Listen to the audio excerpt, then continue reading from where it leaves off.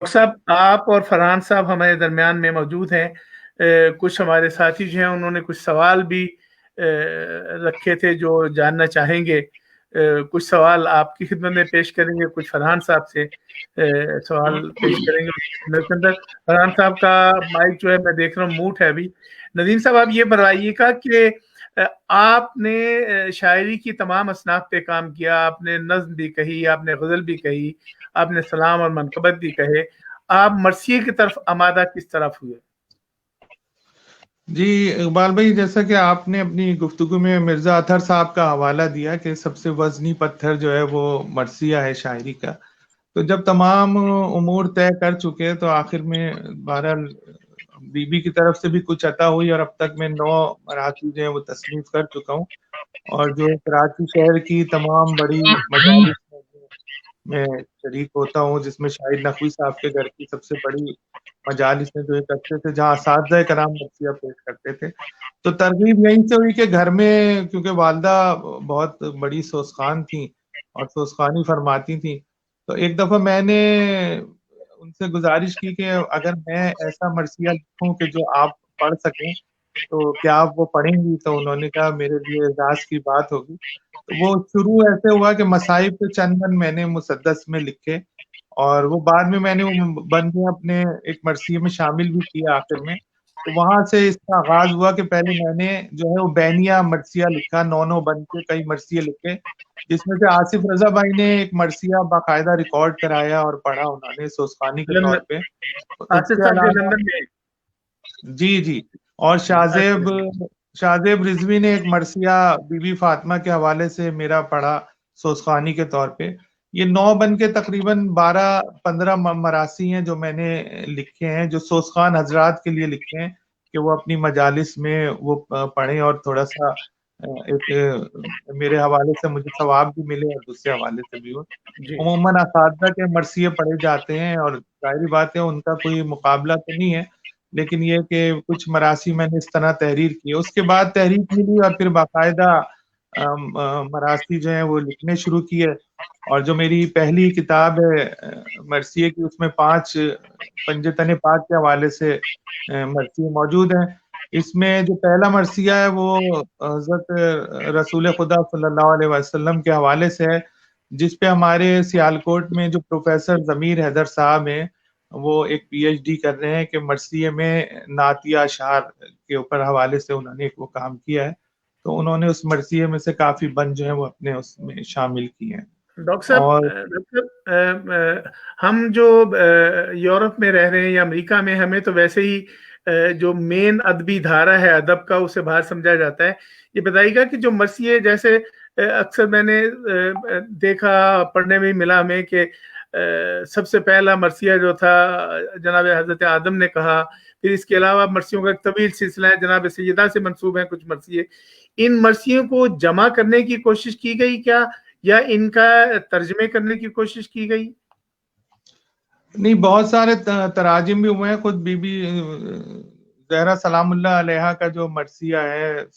وہ کافی لوگوں نے اسے نظم کیا ہے, ترجمہ بھی کیا ہے. اس کے علاوہ اور بہت سارے مرثیے ہیں جو عربی اور فارسی میں ان کے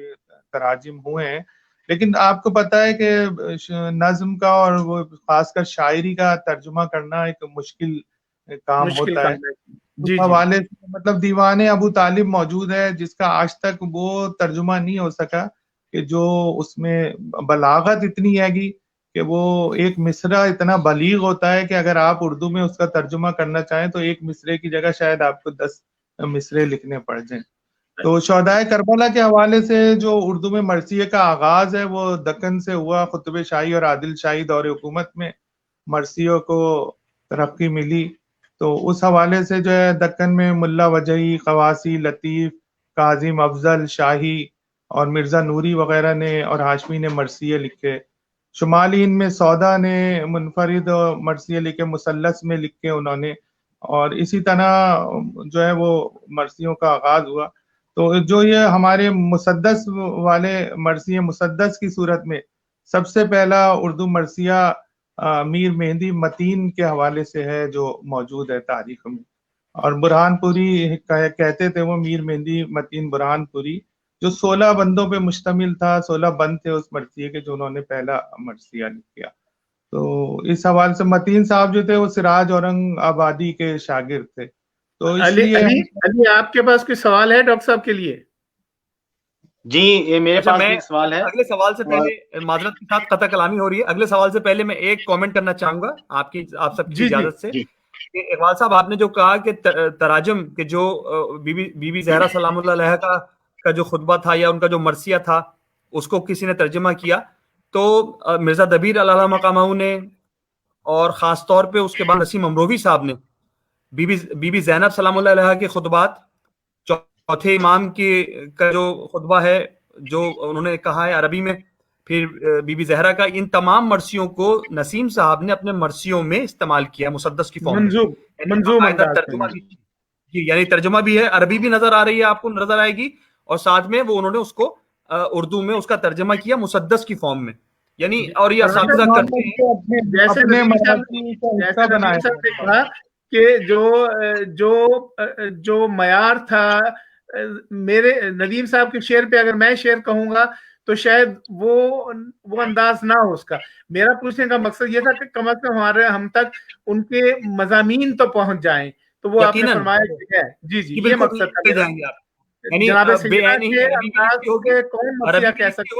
ساتھ میں اردو اس کا ترجمہ. میں مثال دیتا ہوں, جیسے مرزا دبیر نے لکھا قد قالت البطول له روحنا فداک ویل لقاتل قطر راس من جفاک یبکی ابو کا یا ولد اللیل والنہار قلب مدلہ من ازاکا حزینہ بالاختیار یبکی ابو کا یا ولد. اس طریقے سے انہوں نے عربی, پھر اس کے بعد اس کا ہر عربی کے مصرے کے بعد انہوں نے اردو ترجمہ لکھا ہے کہ روح بطول کہتی تھی میں تجھ پہ ہوں فدا, جی جی جی اے وائے جس نے تیرا سر جدا کیا. تو اس طریقے سے نسیم صاحب نے بھی عربی لکھی ہوئی ہے, ساتھ میں اس کو نظم کیا ہوا ہے اردو میں, تو کم از کم وہ مل جائے گا آپ کو, متن بھی مل جائے گا. ان تمام تراجم کو ہم لفظی ایک ترجمہ کہہ سکتے ہیں, لیکن وہ جو کیفیت ہے وہ میں ابھی اپنی اسی بات پہ ہوں کہ وہ جو عربی کا جو بلاغت ہے اور وہ جو اس میں فصاحت ہے اس کو ترجمہ کرنا مطلب ناممکن نہیں تو مشکل بہت ہے. یعنی ڈاکٹر صاحب آپ کو یاد ہے کہ آپ نے مجھے خمینی صاحب کی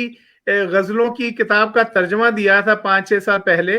تو خمینی صاحب کا جو غزل کا جو معیار تھا اس کا جو ترجمہ کیا مولانا ابن علی صاحب نے دہلی سے, ظاہر ہو وہاں تک نہیں پہنچ سکے, لیکن کم از کم یہ ہے کہ وہ مضمون ہمیں مل گئے کہ جو خمینی صاحب نقل کرنا چاہتے ہیں, مضمون مل جاتے ہیں. ڈاکٹر ندیم نقوی میری تائید کریں گے کہ میر صاحب کا مرثیہ مشہور زمانہ جب قطع کی مسافت شب آفتاب نے, اس کے کچھ بند نقن صاحب نے عربی میں ترجمہ کیے ہیں, اور وہ کیا شاہکار ترجمہ فارسی میں بھی ہوا ہے, اور پھر وہ انگلش میں ڈیوڈ میتھیوز. اس حوالے سے جو ہم محروم رہ گئے, ہم اس حوالے سے جو محروم رہ گئے وہ مفتی جعفر صاحب عربی پہ بہت دسترس رکھتے تھے. تو مفتی جعفر صاحب نے جو تراجم کیے عربی حضرت ابو طالب کے کلام کے, اور وہ شائع نہیں ہو سکے. میری اس سلسلے میں آغا اسد رضا بخاری صاحب سے گفتگو ہوئی, جو خانم طیبہ بخاری کے استاد بھی ہیں اور بڑے بھائی بھی ہیں, اور مفتی جعفر صاحب کے بہت قریبی ان سے تعلق رہا.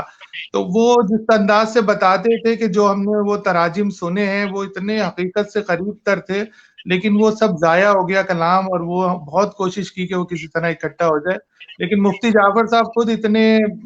فقیر منش آدمی تھے کہ انہوں نے توجہ نہیں دی, اور وہ کیونکہ شاعری کے حوالے سے علماء پہ ایک الزام بھی لگ جاتا ہے اگر وہ زیادہ شاعری میں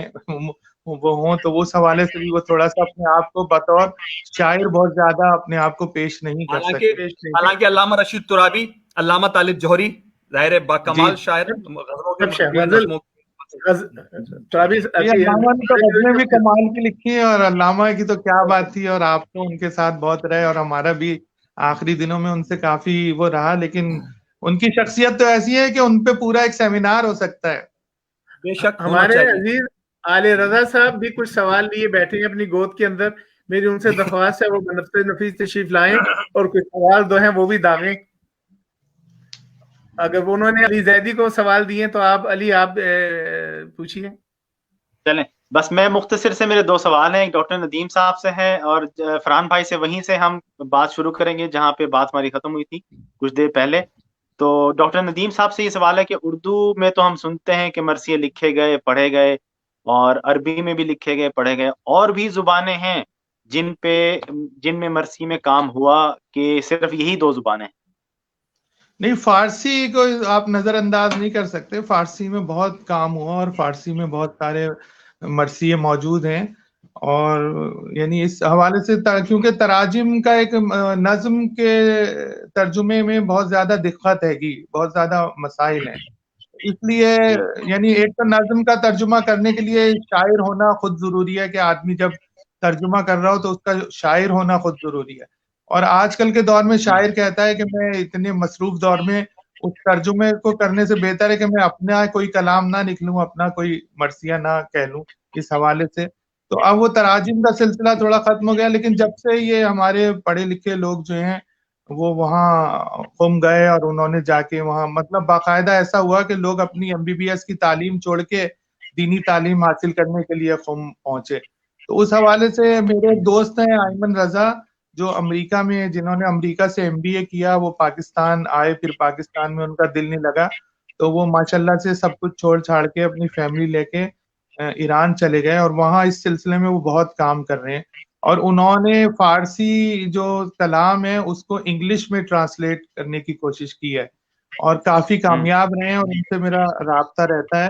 تو میری ان سے گزارش تھی، وہ تھوڑا شاعری سے بھی اپنا وہ ان کا واسطہ رہا ہے، تو ان سے گزارش ہے میری کہ جو فارسی میں مراثی موجود ہیں گے ان کا کسی طرح ترجمہ ہو اور وہ ہمارے کام آئے اور ہم لوگ اس کو دیکھیں۔ اس کے علاوہ جو دیگر زبانیں ان میں ظاہری بات ہے اتنا کام نہیں ہوا، یعنی کسی نے انگلش میں مرثیہ لکھا ہو یا ترکی زبان میں لکھا ہو یا کسی اور حوالے سے، تو یہ 3 زبانیں ہیں جو ویسے فرحان بتائیں گے آپ کو، ان کی تحقیق زیادہ ہے کہ عربی، فارسی اور اردو کے علاوہ جو ہے مراثی وہ کم ملتے ہیں گے زبانوں میں۔ آپ کی اجازت سے جی بات قطع نہیں ہونی چاہیے، میں چاہ رہا ہوں ندیم صاحب نے جہاں گفتگو کا اختتام کیا تھوڑا سا اس کو بات کو آگے بڑھائیں، کیونکہ یہ بہت ضروری اور اہم نقطہ ہے کہ جو کام ہوا ہے اسے ایکنالج کرنا چاہیے۔ ندیم بھائی نے بالکل صحیح کہا، پراپر مرثیہ جس کو ہم کہتے ہیں 50-60 بند، ظاہر ہے وہ، اور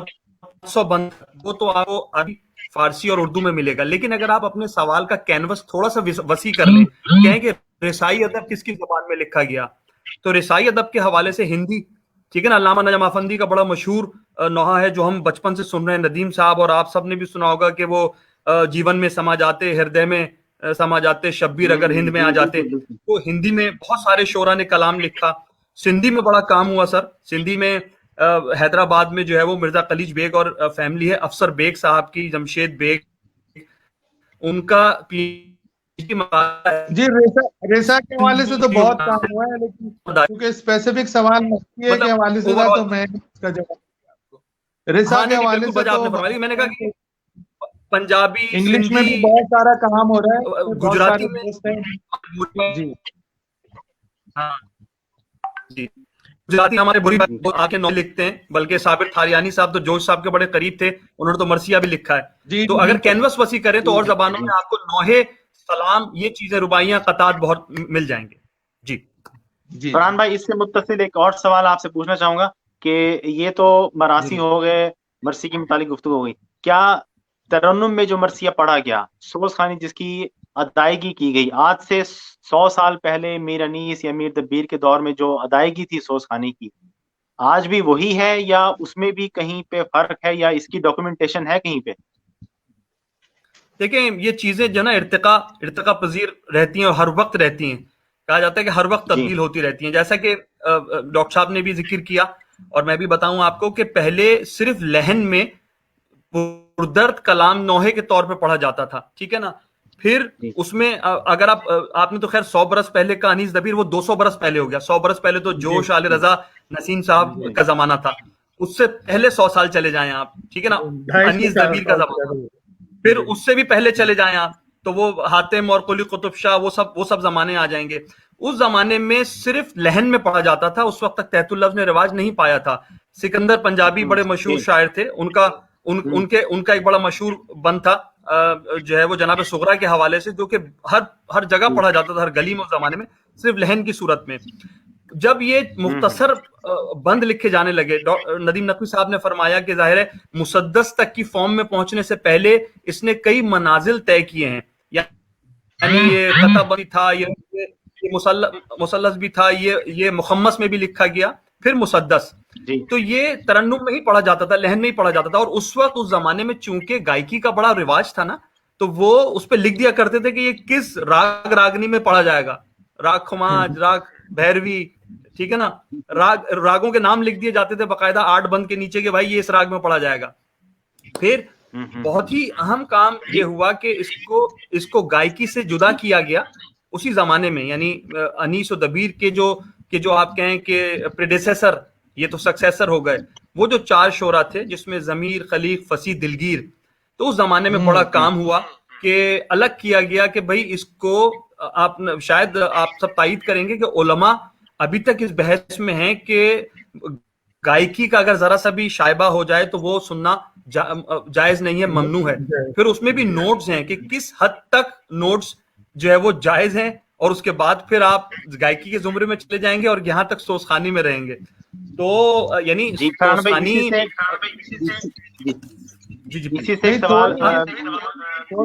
تھوڑی سی اس میں تھوڑی سی خطا ہوگی.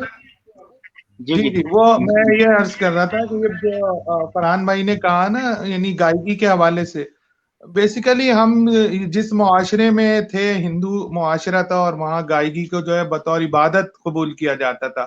تو ان تک پہنچنے کے لیے یہ جو مشاہیر تھے ہمارے اس وقت کے، انہوں نے یہ ایک ذریعہ نکالا کہ لہن میں اس کلام کو پڑھا جائے تاکہ جو ہندو ہیں اور یہ سارے غیر مسلم ہیں یہ اس طرف راغب ہوں. یہ صرف انہیں راغب کرنے کے لیے، ایک قوالی بھی اسی کی ایک شکل ہے، انہیں راغب کرنے کے لیے کیا. بعد میں جو یعنی اس سلسلے سے اجتناب بڑھتا جانے لگا، اور پھر اس میں باقاعدہ لکیر ایک کھینچی گئی کہ کہاں سے غنا شروع ہوتا ہے، یعنی کہاں سوز اور ساز کا جو فرق ہے اسے لایا گیا کہ کہاں. اور وہ جو استاد کی ایک کتاب ہے اسلامی صوتی علوم و فنون، اس حوالے سے بڑا انہوں نے کام کیا، اور بہت زیادہ اس میں اگر آپ پڑھیں تو استاد نے ایک کانفرنس بھی کی تھی یہاں ہوٹل میں، جس میں اس حوالے سے انہوں نے بڑے بڑے گائک اور وہ سب بلائے تھے، اور اس پہ تنقید بھی ہوئی تھی تھوڑی سی، لیکن استاد نے اس میں بڑا کام کیا، اور انہوں نے اس سب دونوں چیزوں کو بائیفرگیٹ کر کے اور الگ کر کے دکھایا کہ کہاں سے اسلامی صوتی. آج کل تھوڑا سا المیہ یہ ہے، بہت معذرت کے ساتھ، اور میں بہت یعنی ہو سکتا ہے کہ یہ بہت اختلافی بات بھی ہو، جو ہماری منقبت خوانی ہے وہ ان تمام حدود کو پار کر گئی ہے. یعنی اب جو ہے ہم جب جاتے ہیں تو وہ استاد چھوٹے علی خان صاحب، استاد بڑے علی خان صاحب وہ منقبت خوانی کر رہے ہوتے ہیں تو اس کا بالکل خیال نہیں رکھتے کہ کہاں سے جو ہے وہ غنا کے طور پہ وہ داخل ہو گئے. بلکہ پنجاب کا تو کلچر ہے کہ وہ انڈین گانوں پہ جو ہے قصائد پڑھتے ہیں اور وہ اس کی داد لیتے ہیں، جو جتنی بڑی تان کھینچتا ہے وہ اتنا ہی. ڈاکٹر صاحب معاف کیجیے گا میں انٹرپٹ کر رہا ہوں آپ کو. منقبت کے علاوہ پنجاب کا بھی ذکر آیا، کراچی کے جو ہمارے کچھ نوخہ خان ہیں انہوں نے بھی تو نوحے کی جو صنف ہے اسے ایک عجیب ڈگر پہ ڈال دیا ہے. نہیں اس سلسلے میں خدا نخواستہ پنجاب کو مورد الزام ٹھہرانا نہیں میں سمجھ گیا، میں جان رہا ہوں، لیکن یہاں بھی فرحان جانتے ہیں کہ یہاں جو اساتذہ ہیں جنہوں نے جب دیکھا کہ گائیکی میں تھوڑا سا جو ہے وہ کم اب معاملہ ہو گیا، بڑے بڑے استاد آ گئے، تو انہوں نے پھر وہاں سے چھلانگ ادھر لگا لی، اور یہاں ماشاءاللہ سے ان کا اچھا روزگار چل رہا ہے. تو وہ یعنی اس حوالے سے میں نے بات کی، اور اس میں کوئی نہیں ندیم بھائی میں سمجھ گیا کہ اس میں خدا نخواستہ پنجاب اور سندھ کا ذکر نہیں ہے. میرا کہنے کا مقصد ہے کہ کراچی میں جو میرا ذاتی خیال ہے، جو پورے دنیا میں تاثر ہے کہ ادب کی زیادہ قدر جو ہے وہ کراچی ہے. اس وقت کراچی میں سوسانی، مرثیہ، اردو ادب کے حوالے سے بہت کام ہو رہا ہے، لیکن جو نوحے کی شکل کراچی میں معاذ اللہ جو تبدیل کی جا رہی ہے اور جس لہج پہ لے جایا جا رہا ہے، اس کے لیے بھی اس کے کوئی ایسے اقدامات نہیں ہو رہے ممبر سے کہ اسے کسی طرح روکا جا سکے، اسے جو اس کی جو مذہبی جو شیپ ہے اسی میں اسے برقرار رکھا جائے. یہ کہنے کا مطلب یہ علماء کا کام ہے. میں اس کا جواب دوں، مطلب یہ کہ جو ہمارے عالم دین ہیں اکثر میں نے علماء کو دیکھا کہ وہ بہت سارے منقبت خانوں کی باقاعدہ تعریف کر رہے ہوتے ہیں، بلکہ تعریف کیا تشہیر کر رہے ہوتے ہیں. یہ انہیں خیال کرنا چاہیے کہ ہم ایسے کسی فرد کے لیے کوئی لفظ بولتے ہیں تو وہ ایک سند کا درجہ ہوتا ہے. تو بہرحال کچھ جو ہے کچھ کام جو ہے وہ معاشرے میں علماء کے کرنے کے ہیں جسے انہیں کرنا چاہیے، اپنا فریضہ انجام دینا چاہیے. جہاں تک ہمارے کام ہے ہم تو اسے کرتے رہیں گے، ہلکی پھلکی تنقید کرتے رہیں گے، سامنے بھی آتے رہیں گے، لیکن جو بنیادی کام ہے جہاں سے ہونا چاہیے وہیں سے اسے ہونا چاہیے. یہی عدل ہے. علی کوئی اور سوال ہے کہ جی میں آخری سوال جو ہے وہ چل بلا رہا ہے، بس وہی میں دونوں حضرات سے کروں گا کہ ہمارے بچوں، کیونکہ ہمارا کام جو ہے یہاں پہ بچوں کی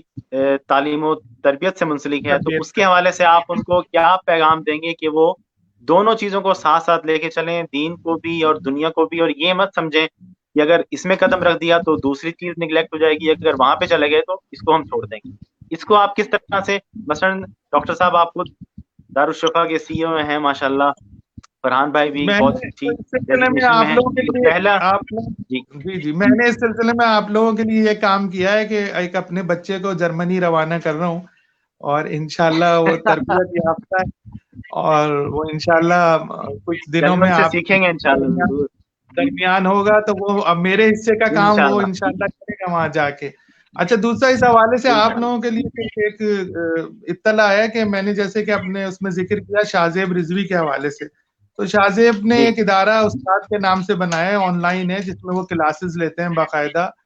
مرثیہ خوانی کی تربیت بھی دیتے ہیں اور دوسرے حوالوں سے بھی بات کرتے ہیں. اس کے علاوہ شاعری کے حوالے سے بھی ایک چھوٹا سا ادارہ ہے کہ جس میں جو ہے وہ مختلف لیکچرز ہوتے ہیں. تو وہ میں اقبال بھائی کو اس کے لنکس بھیج دوں گا، اگر وہ آپ اپنے بچوں تک پہنچائیں تو انشاءاللہ وہ ضرور اس سے جو ہے مستفید ہوں گے. فرحان صاحب آپ کے کلوزنگ ریمارکس. میں تو کلوزنگ ریمارکس تو علی زیدی بھائی نے جو سوال کیا، this is one of the major challenge I think any parent have right now. میں یہ سمجھتا ہوں کہ علامہ اقبال کا بڑا اچھا شعر ہے، مجھے بڑا پسند ہے کہ آسمانوں پر نظر کر، انجم و مہتاب دیکھ، صبح کی بنیاد رکھنی ہو تو پہلے خواب دیکھ. تو آپ لوگوں نے ماشاءاللہ یہ خواب تو دیکھ لیا. اب خواب کی تکمیل کے لیے بھی اگلا جملہ میں دیتا ہوں کہ خواب وہ نہیں ہوتے جو ہم سوتے ہوئے دیکھتے ہیں، خواب وہ ہوتے ہیں جو ہمیں سونے نہیں دیتے. تو بینگ پیرنٹس یہ تو ہم ویسے بھی نہیں سو سکتے. دیکھیے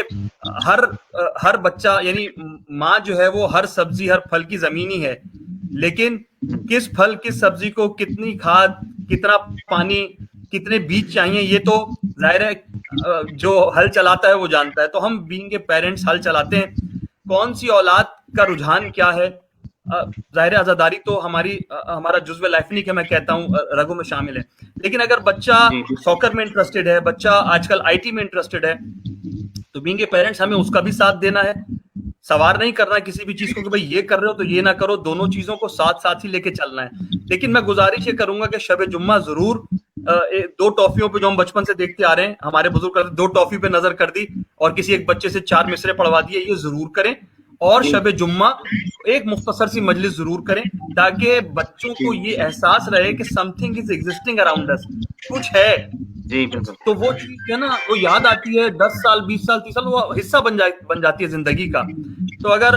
یعنی ہم یہ نہیں کہہ سکتے، پاکستان میں رہ کے ہمیں چیلنج ہے کہ بچوں کو مغربی ماحول سے یا جو جدیدیت ہے اس سے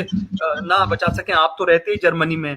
تو ممکن نہیں ہے کہ آپ اس کو اس چیز سے ہٹا سکیں، لیکن اس کے ساتھ ساتھ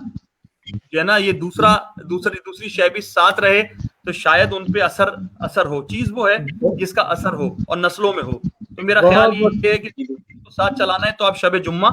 اور نوچندی جمعرات جو کل ایک چھوٹی سی معروضات آپ کے سامنے پیش کرتا ہوں. ہمارا یہاں پہ ایک چھوٹا سا اسکول بھی ہے، اس میں ہم دین کی بھی تعلیم دیتے ہیں اور اس میں میتھمیٹکس کے سوالات بھی ہوتے ہیں، اور اس میں بچے فزکس کے سوال بھی پوچھتے ہیں، اس میں بایولوجی کی بھی سوال. جی علی زیدی بھائی، میں نے جو ہے امریکہ میں، شکاگو میں، ہیوسٹن میں سب جگہ دیکھے کہ ہر سنڈے اسکولز جو ہیں آپ کے وہاں، اسی طرح برطانیہ میں بھی اور آسٹریلیا میں بھی جو سنڈے اسکول کا کلچر آپ لوگوں نے شروع کیا ہے، وہ بنیادی طور پہ بہت ہی عمدہ، یعنی ایک تھاٹ ہے اور بہت ہی عمدہ طریقہ کار ہے. کیونکہ آپ سب لوگ کراچی اور پاکستان اور ہندوستان سے ہجرت کر کے وہاں گئے تو اپنا کلچر لے کے وہاں گئے، تو یہ گھر میں حدیث قصہ کا ہونا ہر نوچندی جمعرات کو یا جمعرات کو ہونا اور بچوں کو بٹھا کے رکھنا، یہ ہمارا مذہب سے زیادہ کلچر کا ایک حصہ بن گیا ہے. اور وہ کلچر جو بھی یہاں سے گیا، میں نے جہاں بھی گیا، میں نے فرحان بھائی جو مشورہ دے رہے ہیں، میں یہ سمجھتا ہوں کہ جو بھی یہاں سے گیا، اقبال حیدر صاحب ہیں، آپ ہیں، اور جتنے بھی ہمارے برادران ہیں، اور میں نے اقبال بھائی کے گھر میں بھی دیکھا ان کی بچیاں باقاعدہ اسکارف پہنتی ہیں اور کرتی ہیں، آپ لوگوں کے گھر بھی یہی رجحان ہے. تو آپ لوگ تو باقاعدہ کلچر لے کے گئے، اور مجھے یقین ہے کہ یہ جتنی باتیں فرحان صاحب نے کہیں یہ یقیناً آپ کے گھروں میں ہو رہی ہوتی ہیں اور ہو رہی ہیں. اور جو یہ سنڈے اسکول کا جو کلچر ہے، اس نے تو بہت ہی زیادہ کام کیا ہے غیر ممالک.